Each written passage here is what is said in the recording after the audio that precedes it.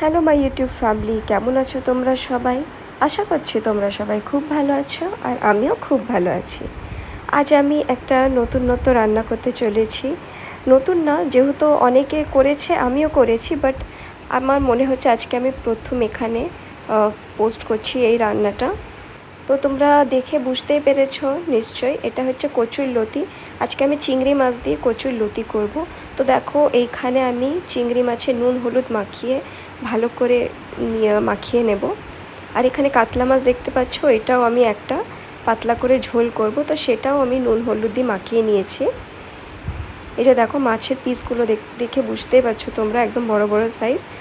আর এখানে দেখো কচুরলতি আমি নুন হলুদ দিয়ে অল্প একটু সেদ্ধ করতে বসিয়ে দিয়েছি। এখানে সেদ্ধ করা কমপ্লিট হয়ে গেছে, আমি দেখিয়ে দিচ্ছি। এই যে তোমরা দেখে বুঝতেই পারছো, যেহেতু অনেক গরম সেই জন্য আমি ভালো করে হাতে ধরতে পারছিলাম না। এবার এটা সেদ্ধ হয়ে গেছে, এটা জলটা আমি ফেলে দেব। আর এখানে দেখো আমি মশলা নিয়ে নিয়েছি, পেঁয়াজ আদা রসুন কাঁচা লঙ্কা টমেটো, আর এইখানে গোটা ধনে আর হাফ চামচ মতো গোটা জিরে, এগুলো সব নিয়ে এবারে আমি পেস্ট করে নেব। তো মশলাটা পেস্ট করে এখানে হয়ে গেছে। এবারে কড়াইয়ের মধ্যে আমি সর্ষের তেল নিয়ে নেব আর চিংড়ি মাছটাকে আমি ভেজে নেব। খুব বেশি লাল লাল করে ভাজবো না, হালকা করে ভেজে তুলে রাখবো। আর তার সাথে এখানে দেখো কিছুটা পেঁয়াজ আমি ওখানে বাটাও নিয়েছিলাম, মিক্সি জারের মধ্যে বেটেও নিয়েছি, আর কিছুটা আমি এখানে চপ করেও নিয়েছি। তো এখানে পেঁয়াজটা চপ করাও হয়ে গেছে, আর তার সাথে দেখো চিংড়িটাও ভাজা হয়ে গেছে। এবার আমি চিংড়িটা তুলে রেখে দেবো, আর এখানে সেই একই তেলের মধ্যে আমি পেঁয়াজটাকে ভেজে নেব। আর যে বাটা মশলা ছিল এবার সেটাও দিয়ে দেব। এবারে খুব ভালো করে কষিয়ে নেব।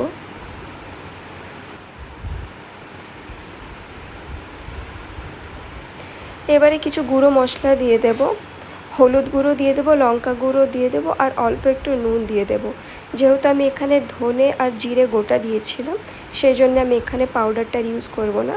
এবারে খুব ভালো করে এখানে কষিয়ে নেওয়ার পর চিংড়ি মাছটা ভেজে রেখেছিলাম, চিংড়ি মাছ দিয়ে দেবো, আর এখানে কচুরলতি সেদ্ধ করা জল ঝরানো যেটা সেটাও দিয়ে দেবো। এই যে দেখুন খুব ভালো সেদ্ধ হয়ে গেছে। আর আমি যেখানে কচুরলতিটা সেদ্ধ করেছিলাম জলটা কিন্তু ফেলে দিতে হবে, জলটা ইউজ করব না।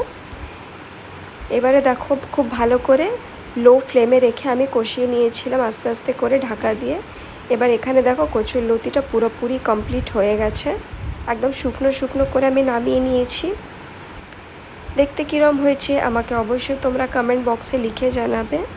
আর তোমরা একবার বাড়িতে ট্রাই করে দেখতে পারো, যারা বানাওনি তারা অবশ্যই একবার বাড়িতে ট্রাই করে দেখো, খেতে কিন্তু খুব টেস্টি হয়। তাহলে আজকের রেসিপি যদি ভালো লেগে থাকে লাইক শেয়ার কমেন্ট করে দেবে। আর আমার চ্যানেলে যদি তোমরা কেউ নতুন হয়ে থাকো তাহলে একটা করে সাবস্ক্রাইব করে দেবে। ধন্যবাদ।